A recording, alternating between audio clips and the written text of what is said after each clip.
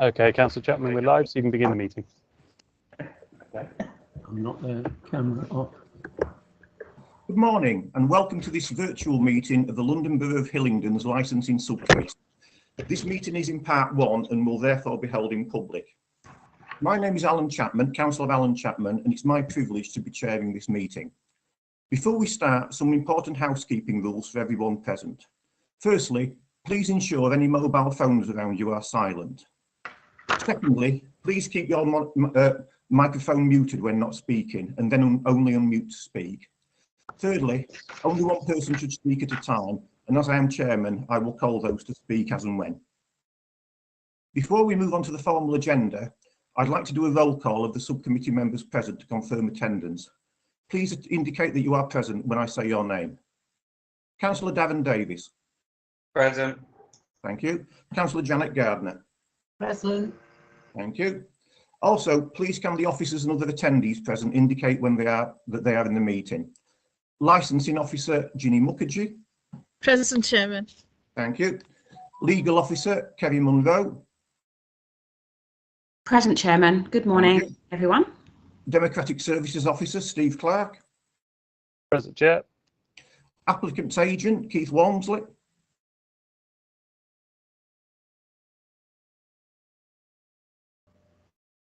Hi there. Hi, good morning, sir. Applicants Designated Premises Supervisor Sarah Gowdy. Yeah, hi. Can you mute again, please? Thank you. Representative of the club, Nick Simmons. Present, Chair. Thank you. Responsible Authority Licensing, Daniel Ferrer. Good morning, Chairman. Present. Good morning, Daniel. Thank you. And can I confirm, Steve, that it's my understanding that none of the local representation of interested parties are in attendance at the moment? No, not in attendance. Two of them have given their apologies and one hasn't confirmed whether they'll be attending. Okay, thank you, Steve. In terms of technical meeting control, it should be noted that if any councillor leaves the virtual meeting partway through for a period of time, e.g. through a lost connection, I will continue the meeting unless we are not quorate, which is 2 councillors, so I can only lose 1.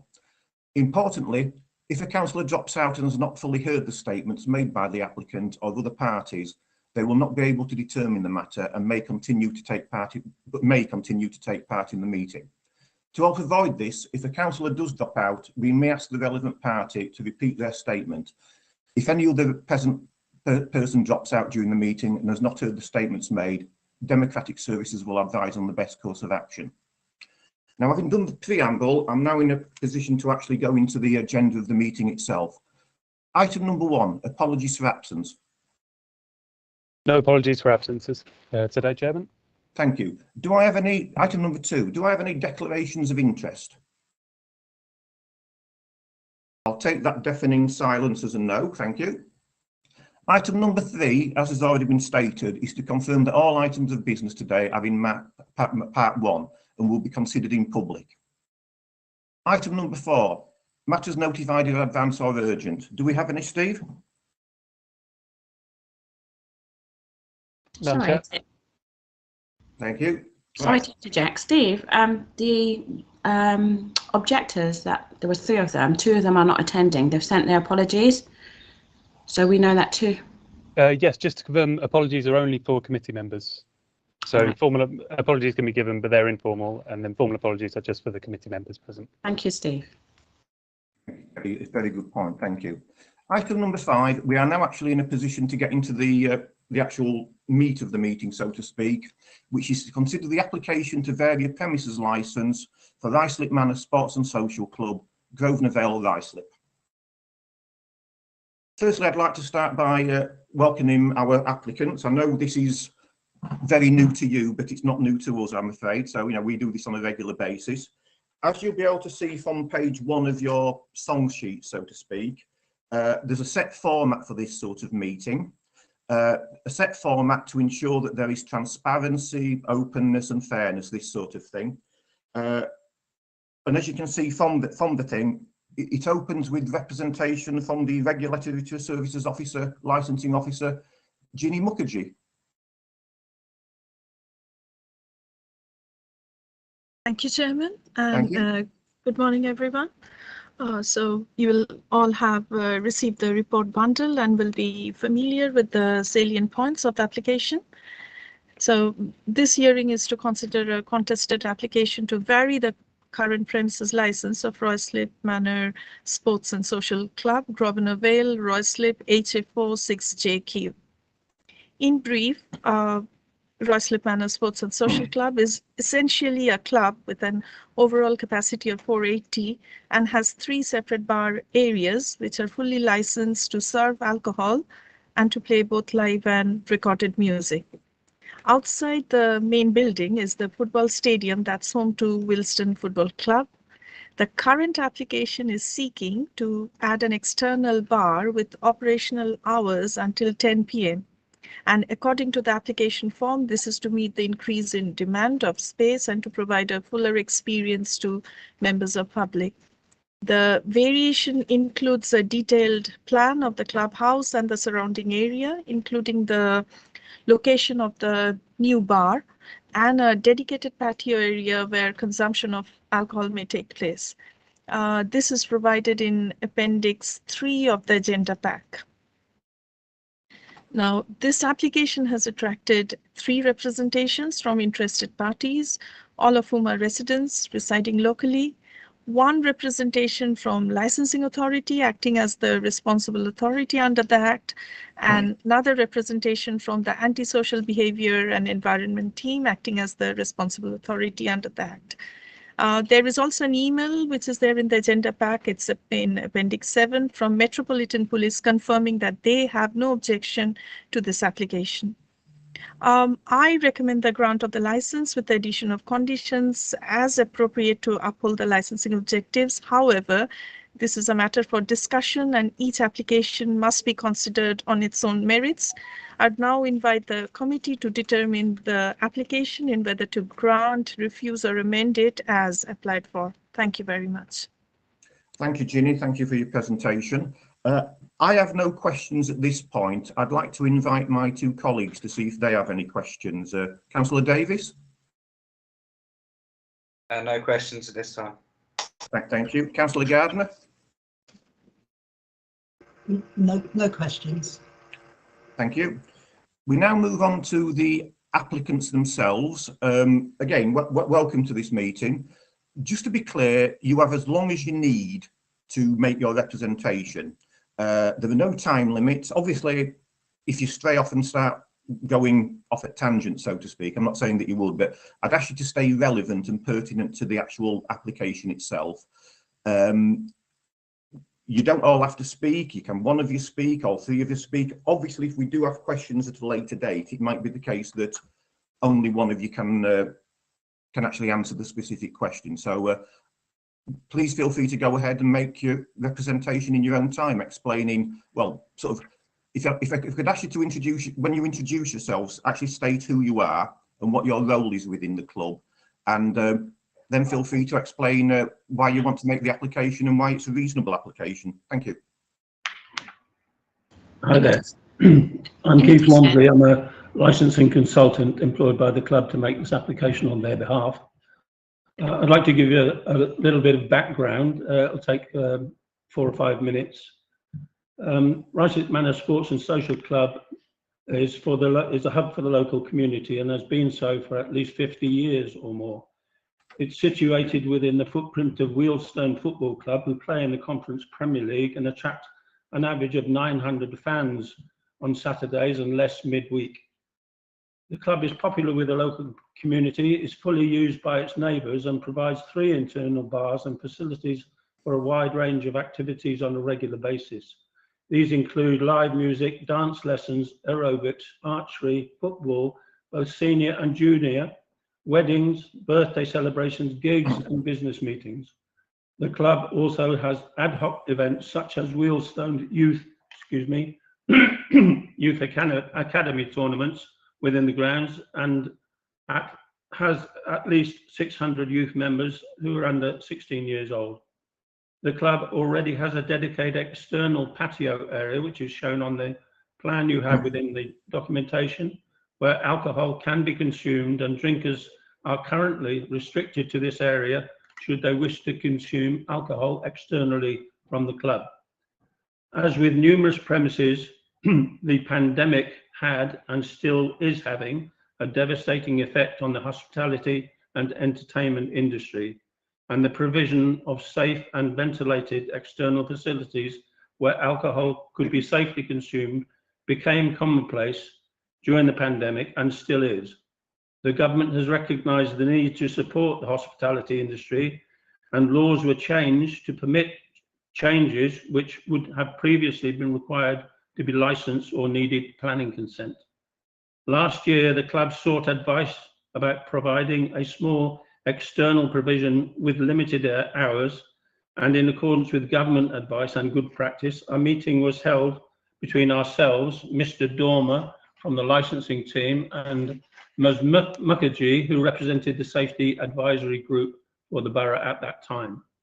At that meeting, which was during a football game of one of their local rivals, Barnet, we put forward ideas and received encouragement, support and guidance from the officers, which included both the hours and the content of the operating schedule. And you will have heard earlier, Ms. Mukherjee has stated that she supports the application and recommends it be granted. It was also decided that the current licence plans were old and unclear, and we agreed to update them. Finally, the current licence conditions are also unclear, not precise, and nor were they considered to be comprehensive or enforceable. We therefore voluntarily decided to draft and replace the current 6 conditions on the licence with a raft of 17 more precise and clear conditions which represent good practice and fully support the licensing objectives. Following on from the meeting, we undertook risk assessments, and in order to reduce any likelihood of noise or nuisance being caused to local residents, we decided to restrict the hours of the new bar to 12 noon to 10 p.m. and 12 noon to 7 p.m. on a Sunday.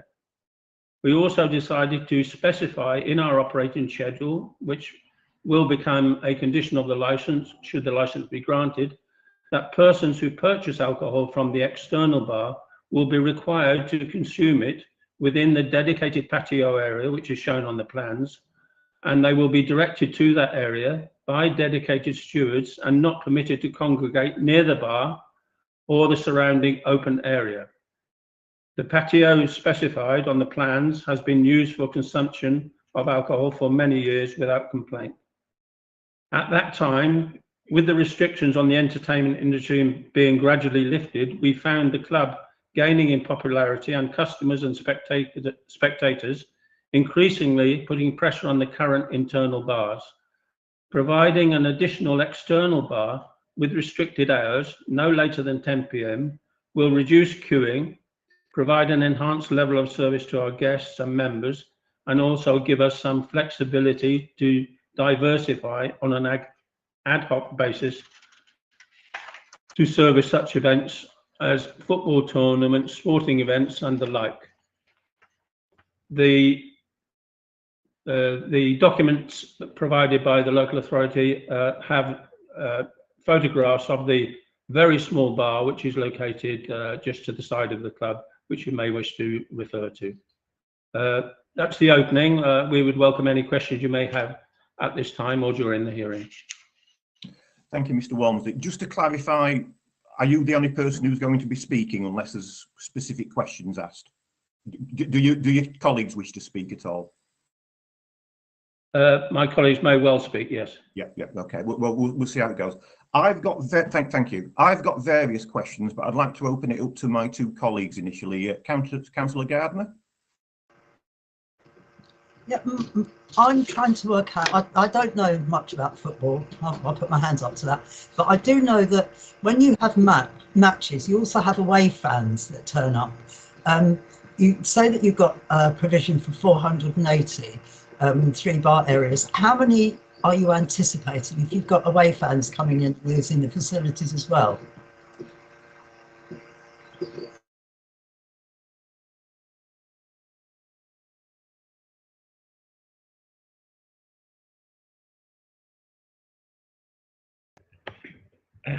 It's a variable question. If we are playing a large team with a large supporter base, very often we don't allow them into the bars here. We work through our police liaison officer, and they will choose local pubs that are used for away fans to congregate in. So we don't serve them here. When we've got a team we know and have played in the past with maybe a small amount of supporters, we'll let them into the same facility. So it's around the 400 to 500 mark.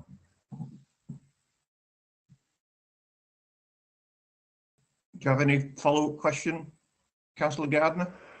No, not at the moment. Thank you. Councillor Davis? Yeah, I've got a couple of questions. First question: during half time, do you allow the away fans out, or are they kept in? That again is variable on the reputation of the supporters that are coming in. So if it's a segregated game, we can keep them in the ground. Sometimes, again, with a friendly team, we'll let them enter the bars. But very often, if it's a segregated game, they stay in the ground. Chairman, I've a couple more questions. Yes, feel free to do so. One of the questions is about the bar. The bar itself, is it going to have any cellar cooling or anything installed? Because I'd be concerned with noise off of them fans for the residents.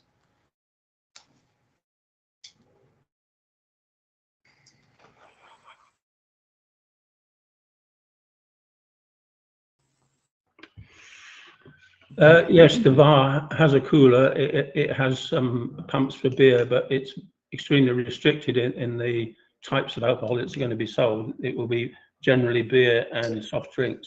The bar itself, if you actually look at the plans, is probably about 80 metres from the residents in one direction and about 40 metres from the residents in another, and maybe over 120 and 250 metres from residents in the other directions. Yeah, what I'm trying to point out is, will you have some form of cold room in there? Some form of what, sorry? Some form of cold room. So normally in a cellar you'd have cellar cooling fans. Is there a section in that container that's going to have any cellar cooling? Because if so, then fans are going to run for a period of time. I understand you need to have that, and the noise could travel.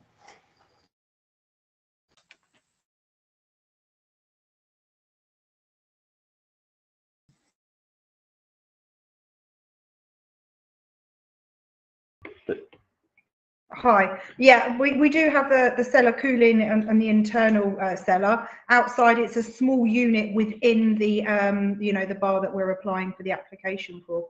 It's very small. So it's a small remote, yeah. Yeah.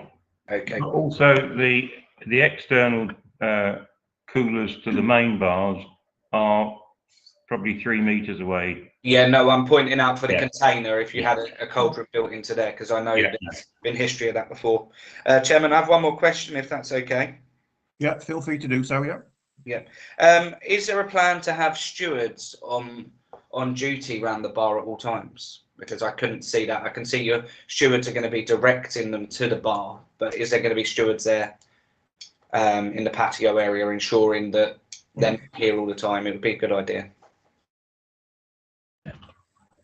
Yes, I think you will find, if you look at the application, that we have voluntarily said that stewards will be employed to direct people from that bar to the drinking area, and should the license be granted, that will become a condition of the license and enforceable. Yeah, it does say directing. It doesn't say they'll be there monitoring. That would be my only concern. We all go to football. I love a game of football. I love going to watch it, but I would just say we may need some sort of control there around that sort of area. I fully understand that. If you wish the word monitoring to be entered into that condition, we're more than happy to do so. Yeah. Chairman, final question, if that's okay. Yeah. I just wanted some clarity. You're literally just looking to ease the pressure on the bar staff. You're not looking to increase capacity or anything like that, are you? You're just looking to spread the load. No, the capacity is specified on the license, the internal capacity that is, and yes, you're quite correct. We just need to spread the load. It's becoming difficult at matches internally with people queuing, and it would be much more beneficial to have this bar available, and also for ad hoc events. Thank you. No questions at this time, Chairman. Thank you. Thank you, Councillor Davis. You've managed to steal quite a few of my questions. I have to point out, though, when you said we all love a game of football, I did spot Councillor Gardner shaking her head, actually, but that's another story for another time. Few questions I've got. If I could ask the designated premises supervisor, Sarah, a standard question that I would ask in any application of this nature. Can you confirm how long you've had your licence and how long you've been associated with the club as the DPS? I've had I undertook my qualifications many years ago, and I had the paper certificates. I just never converted it to the new license, the new style license, which I done last year. Been associated with the club for around about a year now. Yeah. That's fine. I should emphasise there's no question mark about your ability or anything. I've not been told anything. It's just a standard thing to well, get a feel for the place, so to speak. Mm-hmm. In terms of Appendix 3 and the wonderful plan, as has been stated, you've got your 3 internal bars that cater for 480 people. I think Councillor Davis has mentioned it already, but just to be clear, we are talking about a 4th bar for additional dispensing capacity, not for an increased customer base, so to speak. So it'll be 4 bars catering for 480 people, as opposed to 3 bars catering for 480 people. Is that correct? Yes, that's correct. Yeah. And you've mentioned, again, I think Councillor Davies pinched this one off me, sort of thing. You've mentioned the stewards regulating, sort of directing people, so to speak, towards the designated, the outdoor seated area for consumption of alcohol. So you will have dedicated stewards who will clearly sort of be in high-vis vests or what have you, making it clear that, can you go over there to sit and consume your alcohol, please? Yes, we will. Yeah, and again, to be clear, that area is already up and running and in use, being served from the lounge bar, presumably. Yes. Yeah. Reference, thank you. Reference is made by one of the petitioners against this about coach parties using the facilities, parking facilities, purely to park for free, basically, to go into London to watch matches, whether at Wembley or wherever, sort of thing. I'm conscious with an outside bar, it's, well, with the physical geography of the site, so to speak, it would be much easier to sort of grab a pint, so to speak, and in theory, walk down Grosvenor Vale to the tube station with it in their hand, sort of thing. I presume, what steps can you do to prevent that? I mean, I presume it potentially can happen at the moment. So I presume the stewards prevent such activity, shall we say? Yeah, still there are now and will be in the future stewards on the gate who prevent anybody removing any glass bottles or pint glasses from the premises. Obviously, we don't want that to happen, and the local police are aware of how we operate the premises when it's used for Wembley coaches, and they actually support it, because what happens is, as the supporters are not spread around the area in various pubs, they're all located in one place, and that is what the police want. Thank you. So there's no the potential danger, shall we say, of the coach turning up, somebody grabbing a quick pint and walking down Grosvenor Vale with a pint pot that they're going to throw into somebody's garden isn't going to happen, because they're not going to be allowed off site with said pint pot. Yes, that is correct, and also if they leave in the coach, as far as I'm aware, the law prevents them from having any alcohol on the coach. Yeah, thank you. One final question on this point.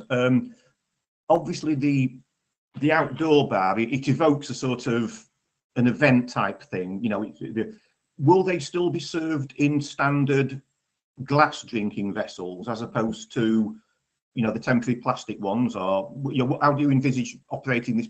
I'm assuming, because they're going to be sat down in the standard area, they will still nonetheless be served in, the customers will still nonetheless be served in standard glass drinking vessels.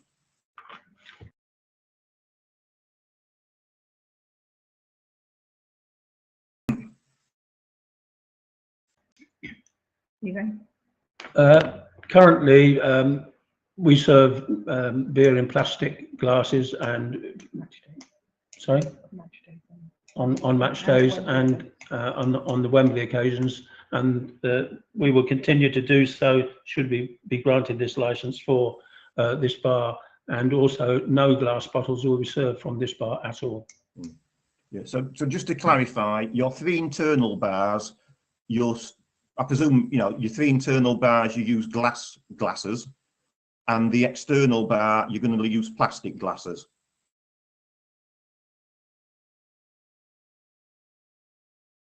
Hi, on match days, we actually only use plastics. In the entire building? Everywhere, yeah, throughout the whole building. All the drinks that come in bottles are decanted. The bottles are then put into bottle bins behind the bar, and at the end of the the day or the following day, we will then empty them into the recycling bins, which have all got locked, all got locks on the top. So it's all plastics. Okay, thank you. Thanks for clarifying that point. Finally, I think it's been mentioned already. You've got the stewards who regulate and direct people to the drinking area. At the same time, you've actually got dedicated stewards on the gate, obviously to regulate people coming in, but equally to regulate people going out. Don't take glasses or plastic bottles or anything like that. So you monitor who goes in and out in both directions, so to speak. Yeah, thank you. That concludes it from me. Councillor Davis, do you have another follow-up question? Yes, thank you, Chairman. Just quickly on match days, am I right in thinking you have police on site as well? It's the police liaison officer decides that. So for certain games there will be police on site. So other games there won't be. So for your low risk, there won't be. For your higher profile games, like I can see you've had a few this year, like Grimsby Town. We've had a capacity of like 1,800 people. Barnet, you had over 2,000, stuff like that. So what sort of police presence would you be looking at? It's really, they decide what level of policing they're going to provide. Right. So I think Southend was one. They decided on 10 police around the area. Yeah. Okay. They also have the locals calling in every now and again. That's what they do. I just have one. Sometimes it's only 2, sometimes it's none at all. Okay. I have a question on stewards. Are your stewards all SIA licensed, or are they volunteers? There's a mixture. So we generally have a team made up of professional SIAs and stewards. We also have 4 or 5 volunteers that do specific jobs within the stadium around car parking and the management of the players' tunnel. Okay, brilliant. Thank you. No further questions. Thank you, Councillor Davis. Councillor Gardner, just to confirm, you have no questions, further questions? I actually have got one. Indeed. I'm glad I failed to confirm then. Please go ahead. It doesn't involve football because I say I know nothing about it. When you have the ad hoc events, how many people do you anticipate? I mean, I know for a fact there's a venue quite near here where, I don't know, I can't work out how many people how they have hundreds of friends to come to birthdays, but they are a bit rowdy. So how would you control them?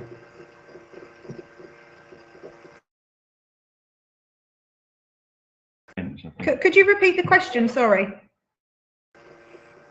I've got the memory of a gnat. No, but basically, I was trying to work out how you would control some of the ad hoc events, because I know for a fact that, as I say, a premises near here, people can have a birthday party and there could be hundreds of people. I don't know where they get their friends from. I'm slightly envious, but they can be incredibly rowdy. So please don't laugh. Would you be able to? Would there be stewards present there if they're in the outside area?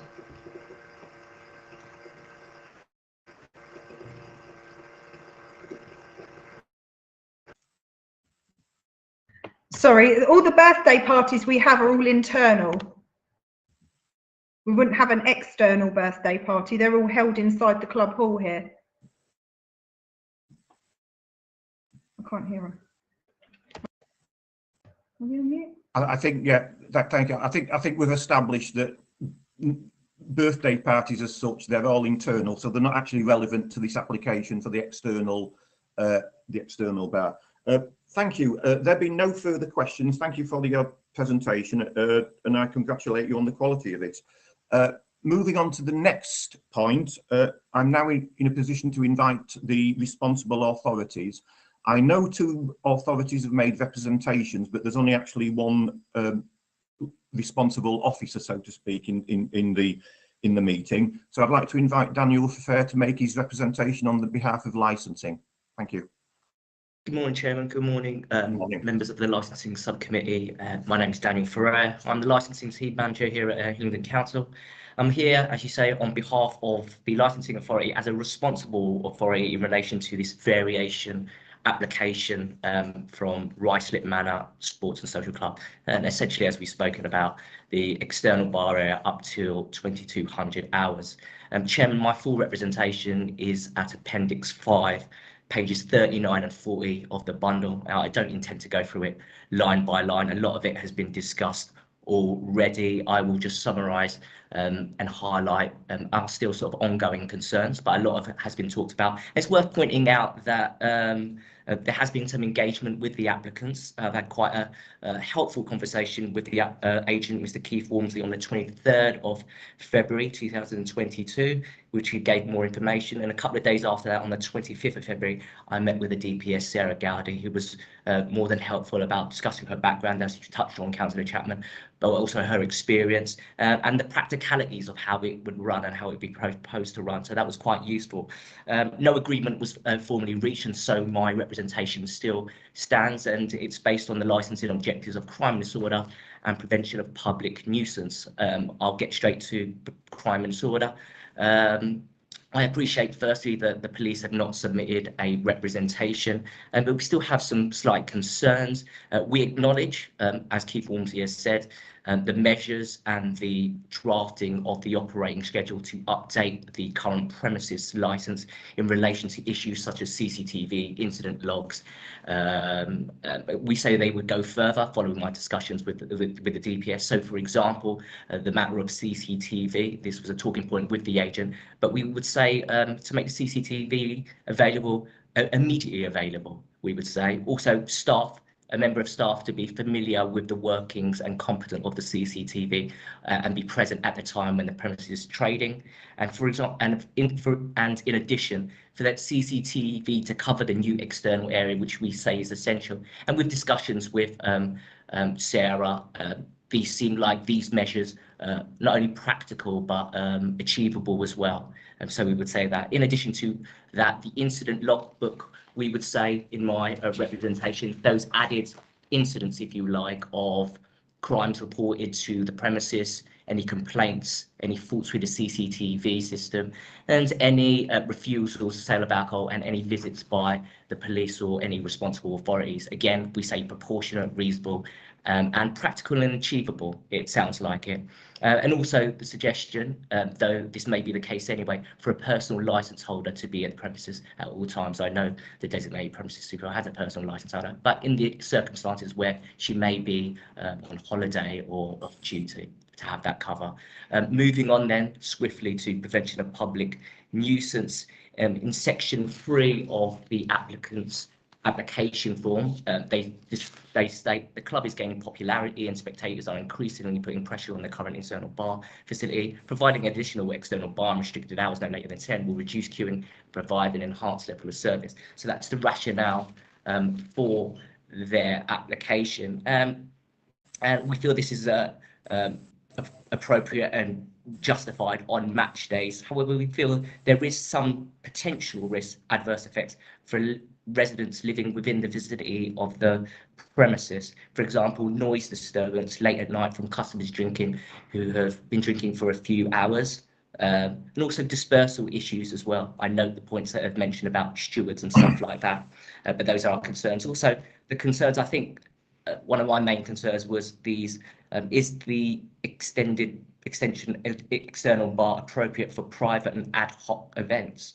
Again, weddings, birthday parties, gigs, etc., especially going up to the time of 2200. We say that there's a potential risk of any less control than there would be at match days. There's mentioned that yes, on match days there'll be stewards, there'll be SAA, there'll staff, but it's narrowing it down to these particular events. If they are birthdays or gigs, etc., will there be that same level of control? Of course, we don't expect that to be, but what we don't wish there to be is patrons, customers spilling over to the field. And in practice, will they be at this patio area? Because if we look at the conditions that which have been helpfully pointed out by the applicants, it's on a risk assessed basis. So how do we determine if there's going to be ever any level of control or marshalling there, which is an interesting point. And also, the applicants have mentioned that if granted, there may be a situation where the main club would be closed. So how would that practically work in terms of, will customers be at the patio area, directed to that area when it's closed? So that bears some sort of thought. We don't want them spilling to residents and potential ASB disturbance and noise such as that. Chair, those are my main concerns. Following on from the applicant's submissions. If there's any questions or queries that you have of me, I'll be happy to take them. But for now, those are my submissions. Thank you, Chairman. Thank you, Daniel. Thank you for your presentation. I have no questions myself at this point. Do either of my colleagues? Yes, Chairman. Yeah. It was for ASB, but I'm hoping Daniel might have an answer. Have you had any history of noise complaints? Have you had any reports yourself or anything like that from this venue? I was hoping ASB would be here to answer that, but I can't speak for ASB. I can't accurately say. I can say at this point I'm not aware of any from our side at this point in time. I can't speak for the ASB team. Okay, thank you. No further questions, Chairman. Thank you, Councillor Gardner. No questions. Thank you, Daniel. Steve, I believe that there is a representation from ASBIT, and on the basis that there's nobody in attendance, I understand you're going to read out their report? Yes, so this is a representation from Steve Dormer, who now works for the ASB team, the antisocial behaviour team. It's a short one. Looking at the application to vary this licence, there is just one condition ASB would like to see added to the operating schedule. This would be stewards placed along Grosvenor Vale after the match has finished. This would be to combat the potential for antisocial behaviour causing a nuisance to local residents. The other measures proposed satisfy the licensing objectives from a public nuisance perspective. Thanks, Chair. Oh, that was short and sweet. I wasn't ready for you to think. Obviously, we're not in a position to ask Steve questions on ASB. So in terms of the responsible authorities section of the meeting, that's finished with. What I would normally do now is refer to other parties. As has been mentioned, the other parties in this instance are the three objectors. As has been mentioned, they're not in attendance. I'd like to put on record that although they're not in attendance and we are not required to read out their presentations in the meeting, all the members of the subcommittee, indeed all attendees today, have seen the reports that they've sent in and have read them, and they have been taken into account. So the fact that they're not here does not in any way show badly on them, so to speak. The next stage is what they call the discussion-led element, so to speak. It's an opportunity. I mean, so far we've had representations, and the subcommittee has had an opportunity to ask questions. This is more the open plan element, so to speak, and it says in my song sheets that I take the lead. So one question I would like to ask, which has come out very much from Daniel's licensing thing presentation, we discussed at length in a way match days. So, you know, the idea being it's a Saturday afternoon or whenever, there's lots of people there. And let's be honest, we've talked about football, or possibly our dislike of football, indeed, sort of thing. In terms of evening events, that are not necessarily outside, in fact, probably not outside, when you're, as we said, you're managing the capacity with an extra outside thing, an extra outside facility. Is it the case that well, presumably there's not going to be any scenario where you would close an outside bar and maintain, sorry, close one of the inside bars and just operate the outside bar. It's always going to be the extra bar, so to speak, as opposed to the first point of call. Am I correct in that manner?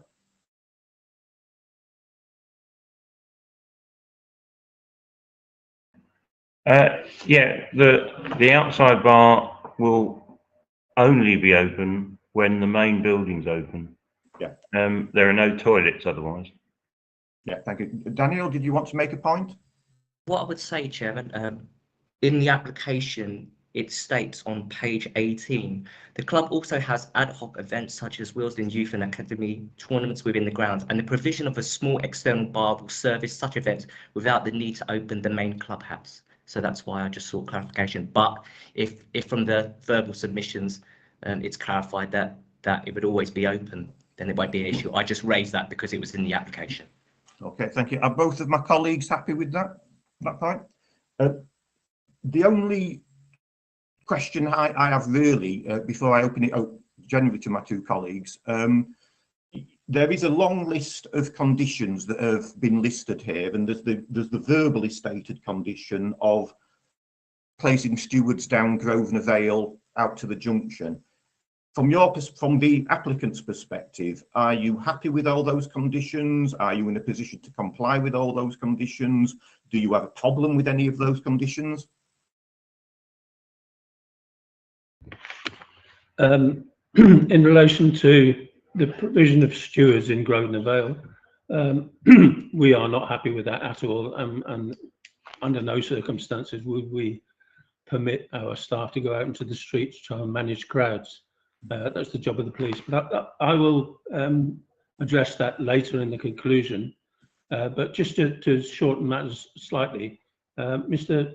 Ferrer has made some sensible suggestions and amendments to our operating schedule, and to reduce time.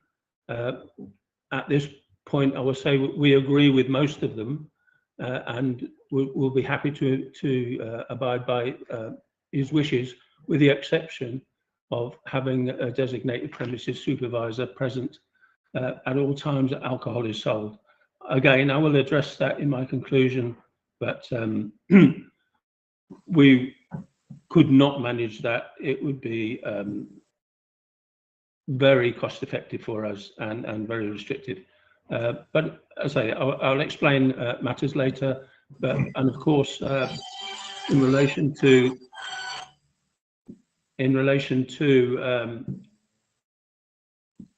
risk assessments, risk assessments are common these days. They are a requirement of legislation, especially health and safety legislation. The police conduct risk assessments as to whether or not they go in, they chase motor vehicles on the road, they go into football matches. They're commonly used. This premises, this club is a professional club and uses risk assessments on a daily basis, especially for football matches, to decide on the level of the level of attendance of stewards, etc., and police. And we would like to continue with that and not be micromanaged by conditions as suggested by Mr. Ferrer. Thank you. Councillor Davis. Yeah, I've got quite a few questions now after that. So can I just confirm that you wouldn't be prepared to steward the road, the short section from Grosvenor Vale to your entrance? On a match day, we actually do. There's probably 25 metres, I would think, from the gate to that. We normally will have stewards following people out to that junction, making sure if we've got an away supporters coach that they're happily getting on that coach. So up to that junction, we would do on a match day only, not for gigs or anything like that. No, because I'd find that quite concerning that under crime and disorder we weren't prepared to prevent any crime and disorder on the exit of our premises. We also, do that now. Yeah, also my second question, I think there was a bit of confusion with the difference between the DPS and a personal licence holder. We didn't want an additional designated premises supervisor. We're looking to have individual personal licence holders to take responsibility when the DPS is unavailable, because you can only have one designated premises supervisor within a venue. So we'd be looking for you to put licensees or personal licence holders on licensing courses to ensure the safety of the venue. We would be happy to have a condition attached to the licence worded to the effect that a personal licence holder or a person trained and authorised in writing by a personal licence holder shall be present at the premises at all times that alcohol is sold. That's an extremely common condition applied to many licences, and we would be happy to have that, but not a condition that says a personal licence holder shall be present at all times. Chairman, can I go back? Yep. What would be the concern to have a personal licence holder on the premises at all time? What would be your concern as a business why you couldn't do that? It's not a concern that we have as such. It's just the logistics of actually achieving that. You would probably have to have about 7 or 8 people licensed. Some of the personal license holders are volunteers. They can't be directed to do things.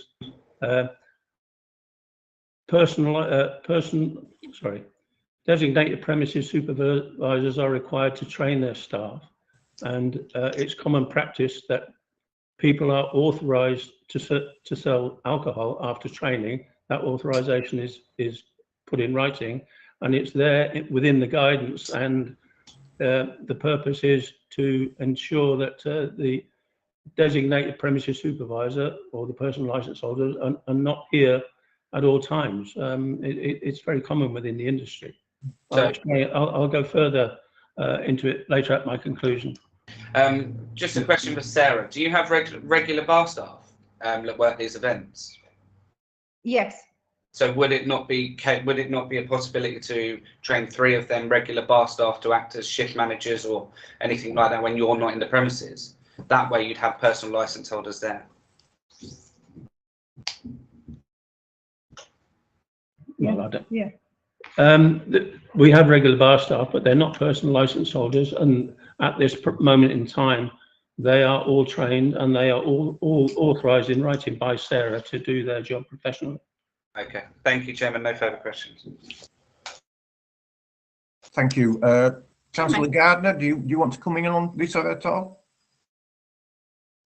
Can you let Kerry speak? She appears to be.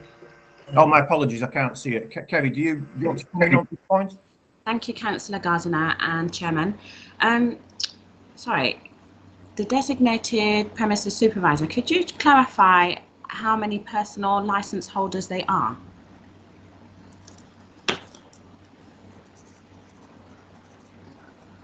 I'm sorry, I didn't quite understand the question. The law requires there to be 1 designated premises supervisor. This premises has 3 people, including the designated premises supervisor, who have personal licenses. So there's the premises license, there's a designated premises supervisor as 1, and then how many personal license holders are there that work at the club?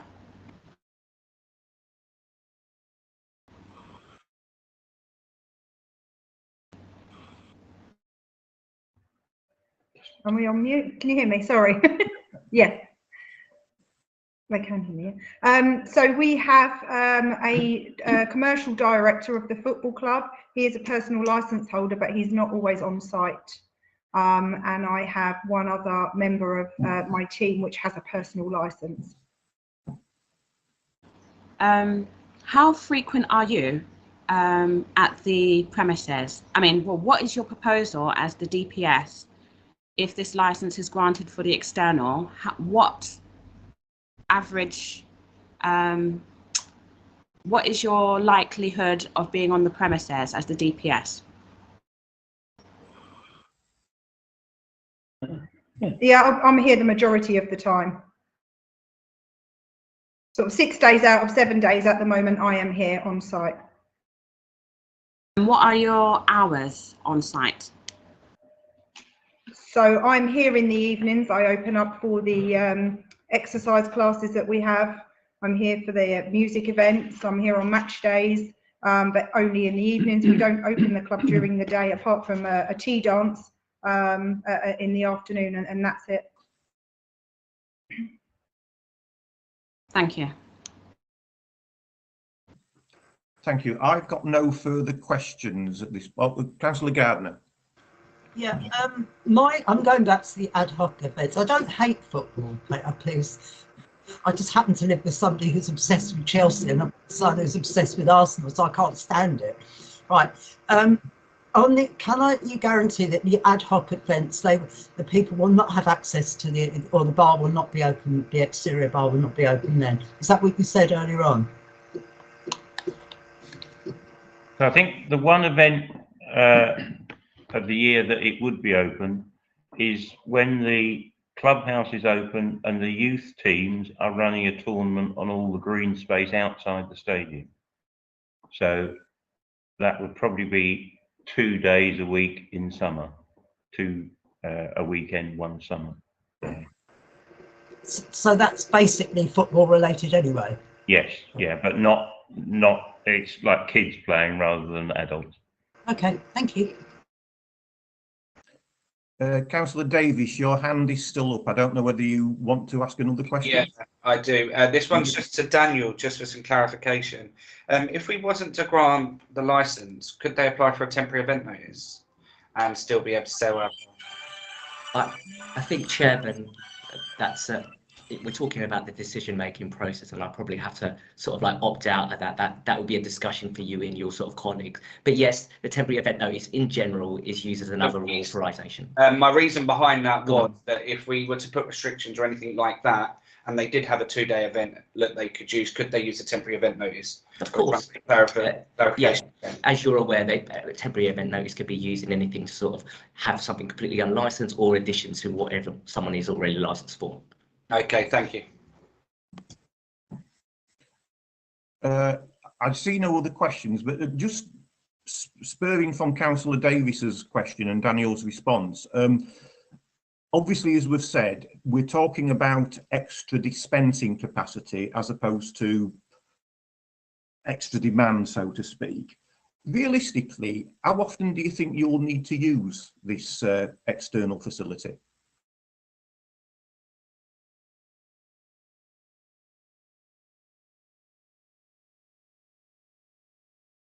26 to 28 days of the year. And I take it that's based on match days, basically. I was going to say it's quite a precise number, sort of thing. Yeah. So you're talking basically in terms of match days specifically, yeah? Mm-hmm. Yeah. And again, match days, obviously, the game itself is 90 minutes, as Councillor Gardner was just about to tell me.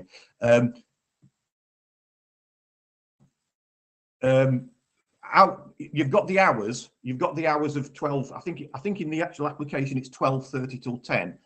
How much of the actual window would you need it open for?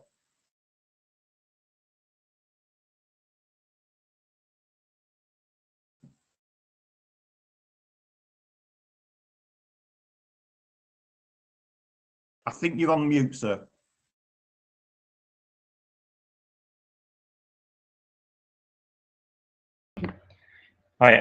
Probably out of the 28 events, 20 would be daytime events, so a 3 o'clock kick-off, so it would be 1 till 5 or something like that. And the evening ones would be 6 till 8:30.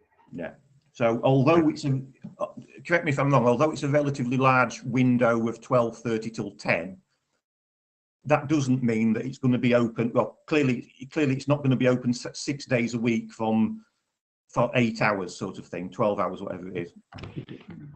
No, it's the 28 days over the year. Yeah, but equally, the idea of temporary events notices, which I think I'm right in saying you can only do, is it 10 or 12, Daniel?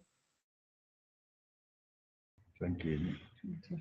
Is it 20? Yeah, but either way, I think you're looking to exceed that number of instances, sort of thing. So I just wanted to clarify that point. Does anybody else at this point, in terms of this? No, I'm seeing a lot of shaking. Oh, yes, sir. Yeah, just one thing in relation to temporary events. Obviously, we use them. We've got one coming up in April. But just so that you're aware, and again, I'll cover this in my conclusion.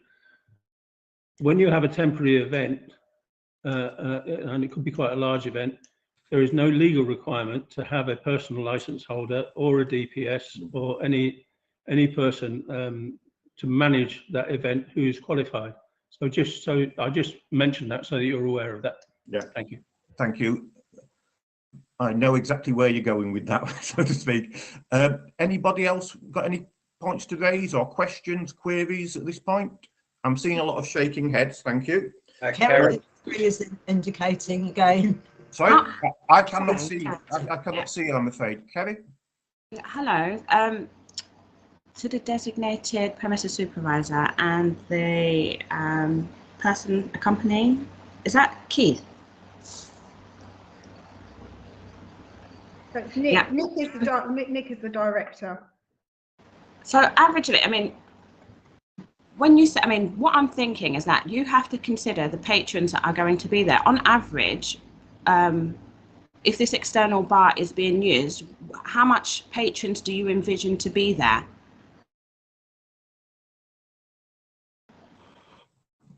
I would say in a crowd of 480, you might get 30 to 40 outside. And the DPS and a personal license holder might not be there sometimes. Is that what you're representing? Yeah, that is correct. Again, I go back to and make no apologies. We risk assess these matters, and also the guidance to the Licence and Act Section 182 does say within it, and again I'll deal with this in my conclusion, that there is no requirement for a DPS or personal licence holder to be present at all times that alcohol is sold, and it is recommended that people are trained and authorised to do their jobs. Could you confirm where you're reading this in the Section 182 statutory guidance? I think Daniel will be able to confirm it. I don't have the paragraph, but if you gave me 2 or 3 minutes, I'll look it up and give it to you. I can't give you you know, actual paragraph and sections, but Mr. Walmsley is correct in sort of saying there is government guidance to say that a personal license holder does not have to be present, but it should be, the government gives guidance about it to be authorised in writing, and that very much is the case in the guidance. I'm paraphrasing, but what I would say to that though, that is good practice, good guidance. That's not specific in relation to a particular application that we're hearing today, is what I would say. So good practice could mean a personal license may be on premise, and in terms of a specific condition, that's a very common one we see in other premises, high-risk premises such as off licenses, such as pubs, but also if we talk about this particular premises, it's next to one of a sport ground. So that's the point I would make that. But yes, that is essentially what the guidance says. Thank you, Mr. Walmsley. Yeah, could I also mention that I just forgot what I was saying. I'll remember it in a minute. We all do that occasionally, I must admit, don't worry about that.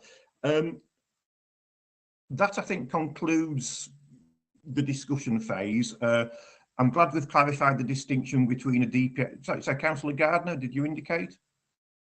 No, okay, thank you. I'm glad we've clarified the distinction between a DPS and a licence holder. Obviously, by definition, you've only got the one DPS, and I can fully understand that Sarah would like some time off occasionally and maybe go on holiday and things like that. So there's no way we can guarantee that the DPS will be on site.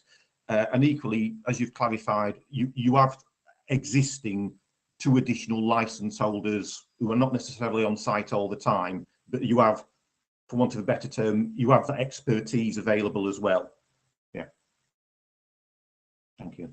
Having concluded the discussion element, I'd now like to invite closing remarks from the various participants, starting with the responsible authorities, and we've only got the one here today, Daniel Ferrer.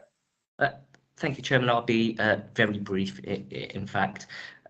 Just to confirm that it's still maintaining our representation based on those two licensing objectives, but grateful for the comments that the applicants have made in relation to the conditions. I'll just pick up on a couple of points that Mr. Walmsley has mentioned in my summing up. Yes, health and safety legislation may refer to certain references like risk assessments, but what I would say, and what we've said in our discussions, that this is a licensing forum, and so our intention is never to micromanage a operator or a applicant. Indeed, it is to look for something enforceable in terms of conditions, specific, proportionate, and provide clarity, and that is our intention, which is what Mr. Walmsley had mentioned in drafting their operating schedule from the outset, and that's all we're trying to do.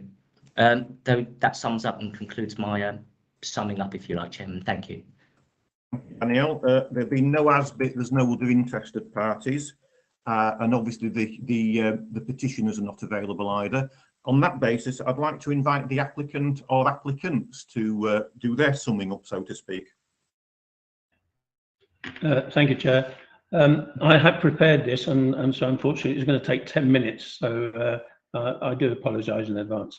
But as I said earlier, I would cover most of the matters in my conclusion. Feel free to, well, when I say take as long as you want, obviously, you know, I'd like to have lunch at some point today, sort of thing. But obviously, you're here to state your case. So if it's 10 minutes, 15 minutes, as long as you don't start trying to teach Councillor Gardner the rules of football, I don't mind, sort of thing.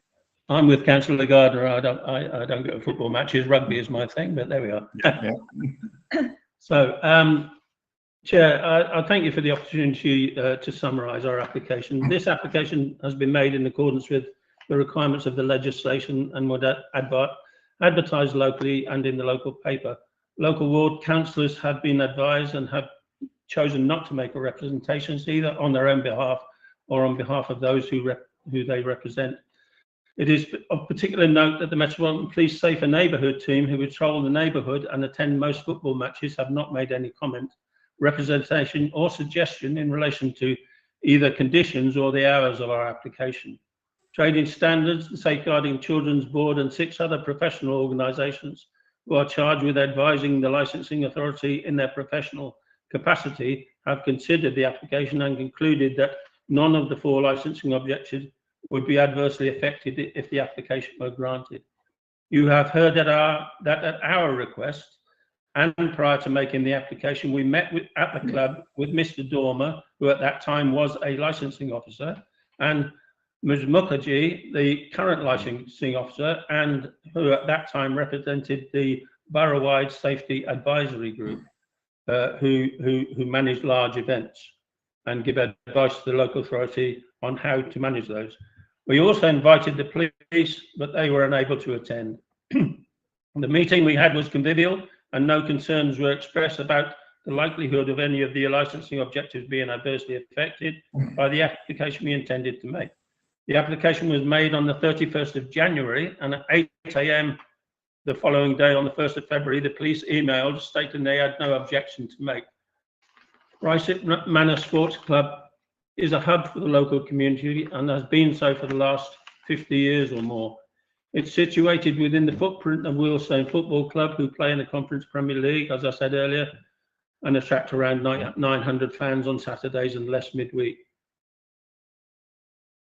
The club also has ad hoc events such as Wealdstone Youth and Academy tournaments, within the grounds, and has around 600 youth members under 16 years old.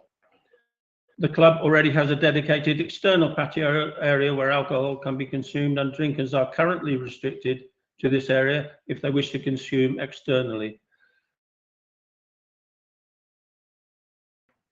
Last year, the club sought advice about providing a small external provision with limited hours, and in accordance with government advice and good practice, a meeting was held. Following on from our meeting, we undertook risk assessments, and in order to reduce any likelihood of noise or nuisance being caused to local residents, we decided to restrict the hours from 12 noon to 10 p.m. and 12 to 7 p.m. on a Sunday. We also specified in our operating schedule that persons who purchase alcohol from the external bar will be required to consume it within the dedicated patio area, be directed to that area by dedicated stewards, and not permitted to congregate near the bar or on the surrounding open area. The patio area has been used for consumption for many years without complaint. I'm just trying to miss a few bits that we've already mentioned. Mr. and Mrs. Barker and Mr. Harrington have made representations about the behaviour of individuals in the streets near their properties, and that permitting an outside bar would increase the noise and nuisance. It is of note that no other residents support their view. Of the 4 roads that completely surround this ground, there are hundreds of properties with gardens that back onto the ground. Irrespective of their strength of feeling, unless their assertions are supported by evidence specific to the venue, the licence holder, or the immediate vicinity of the establishment, we would suggest that the subcommittee should carefully consider the weight you give to their evidence. At present, and for many years, we have had customers drinking on our dedicated patio area, which is around 25 metres from the proposed small bar. We are currently permitted to serve alcohol until 11 p.m. and midnight on Thursdays to Saturdays, and have done so for many years or so without complaint. The external bar is not an extension of the club, but as you have heard, will be used mainly on match days to alleviate pressure internally, and on ad hoc occasions, which you have heard about, for pre-planned events such as football tournaments and the like. You will be aware that it is our legal duty under the Health and Safety at Work Act and its associated regulations to undertake risk assessments to protect our staff and customers.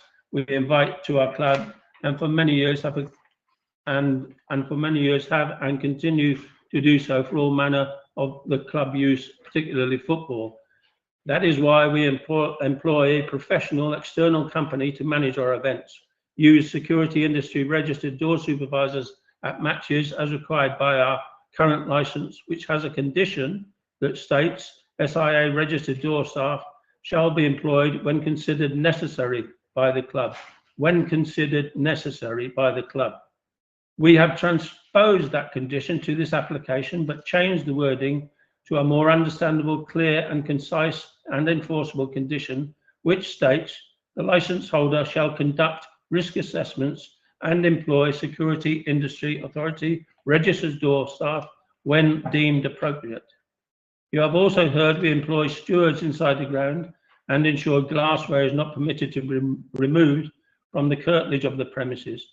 The guidance states that once persons have left the premises, the licence holder cannot be held responsible for the behaviour of such individuals who are responsible in their own right for their behaviour. If we were required to provide stewards to patrol anywhere outside the ground, with the exception of that small area mentioned earlier, we would not be able to ensure their safety and health. As such, we would be breaching our duty to them. A condition to require us to do this would be neither reasonable, appropriate, or a proportionate response to the promotion of the licensing objectives, nor would it be justifiable under any circumstances. The police are the responsible authority charged with the protection of the public, and if intelligence shows a presence is required, it will be their responsibility to patrol the streets, not untrained, unprotected, unaccredited, and no doubt unwilling local volunteers who are employed by us on match days. There are numerous options available to both the police and the council to deal with crime and antisocial behaviour and other pressures that licensed premises can bring to an area. 1.6 of the statutory guidance states conditions cannot seek to manage the behaviour of customers once they are beyond the direct management of the licence holder and their staff. Our operating schedule at page 6 of the hearing papers lists a raft of steps, including staff training, which is not a requirement of our current licence, which we propose to uphold the licensing objective and vastly improves the current 6 conditions on the current licence, which are badly worded and not in accordance with good practice. The club is safely and well managed and provides facilities during the day for a variety of events and late into the evening on weekends, and has a perfect history of compliance from over, I would say, 50 years without complaint. Mr. Ferrer, the licensing team manager, recommends some sensible additions and amendments to our operating schedule under the heading of crime and disorder, which we welcome and accept, with the exception of the suggestion that a personal license holder is present at all times the premises is open for the sale of alcohol. We have managed to operate without complaint for many years without this condition, which is onerous and contrary to both the guidance and good practice. There are statutory conditions attached to alcohol licenses which state that no sale can take place where there is no designated premises supervisor appointed, or that the DPS does not hold a personal license, and that sales must be authorised by a personal license holder. Sales must be authorised by a personal license holder. It is a statutory condition. The statutory guidance which you are required to have regard states at 4.3 any premises to which alcohol is sold or supplied where the requirement for a personal license holder does apply may employ one or more such license holders.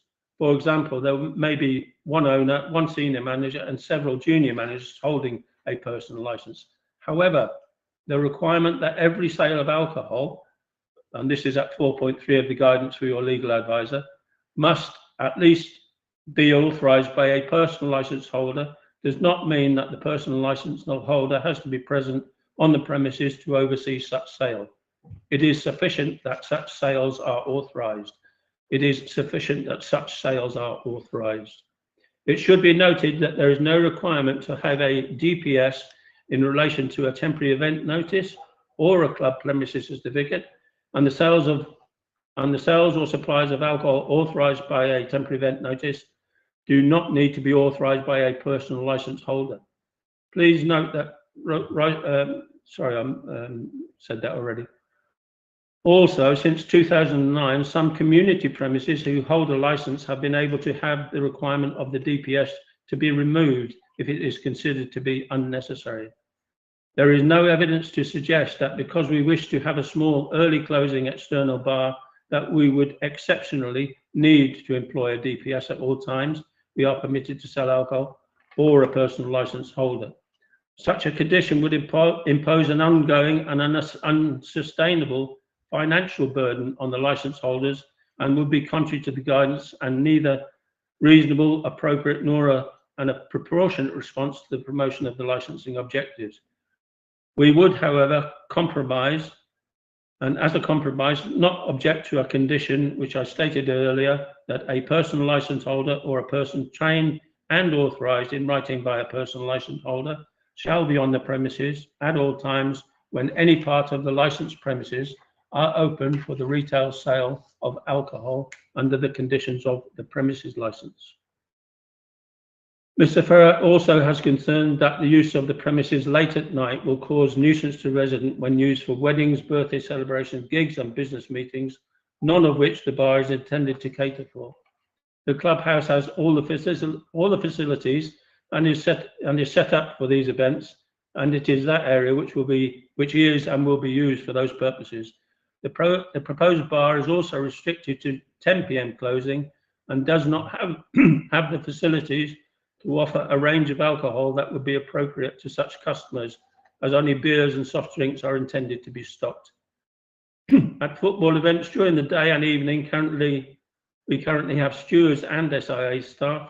Any event we may hold outside the football calendar will be risk assessed as required under the present law and specified in our operating schedule, as specified in our operating schedule, and will be adequately managed by the use of SIA registered door supervisors if deemed necessary. This club additionally has to abide by FA rules relating to alcohol sales, and your own councillor's handbook issued by the local government association warns that licensing authorities should not aim to micromanage premises through the use of conditions. Mr. Ferrer does not suggest a condition to manage this perceived risk, and we say it is not necessary to do so, especially given the track record of the club in managing risk. There are more than adequate means to manage errant premises that may cause a noise nuisance, and both the council and the police can close noisy premises, have the power to do so, and members of the public can also seek a review of the licence. Your authority have already considered it appropriate to permit these premises to open to the early hours on weekends, and even later up to 2 AM on some special days of the year, and they do so without complaint. We just seek to have some flexibility and freedom of opportunity to provide on occasions an additional facility for our members and guests. We have worked in partnership with the regulators and conducted risk assessments and tailored our application to suit the location, characteristics of the premises and events which may take place. As stated in the guidance, the licensing authority should consider wider issues such as other conditions already in place to mitigate potential negative impact on the promotion of the licensing objective and the track record of the business when making decisions. Whilst we appreciate all the concerns expressed, they are not backed up by evidence and are merely aspirational statements. The guidance states that licensing authority is expected to come to its determination based on an assessment of the evidence on both the risks and benefits, either for or against making the determination, and be justified as being appropriate for the promotion of the licensing objective and proportionate to what it is intended to achieve. We say there is no evidence that the operation of the new restricted bar will have a detrimental effect on any of the licensing objective, and urge you to grant the application as applied for with the amendments agreed. Finally, I'm sure you're aware that it is important that the licensing authority gives comprehensive reasons for its decisions in anticipation of any appeals. Failure to give adequate reasons could itself give rise to grounds for an appeal. It is particularly important that the reasons should also address the extent to which the decision has been made with regard to the licensing authority's statement of policy and the statutory guidance. I'm sorry it's been taking so long, but I thank you for your patience in considering our position. Thank you, Mr. Walmsley. I congratulate you on your very comprehensive and very detailed final remarks. Thank you for that. That concludes the first part of today's subcommittee meeting. The subcommittee will now adjourn and move to private deliberation on the application prior to announcing its decision. A decision notice will be issued to the applicant in writing within 5 working days of the meeting, or alternatively, you can view the outcome later today on the Council's YouTube channel. Thank you to everyone who took part in today's virtual meeting. Could I now please ask that the councillors, the legal officer and democratic services officer remain online, and politely request that all of the parties now please leave the virtual meeting. Thank you to everybody. Thank you. Thank you, Chairman.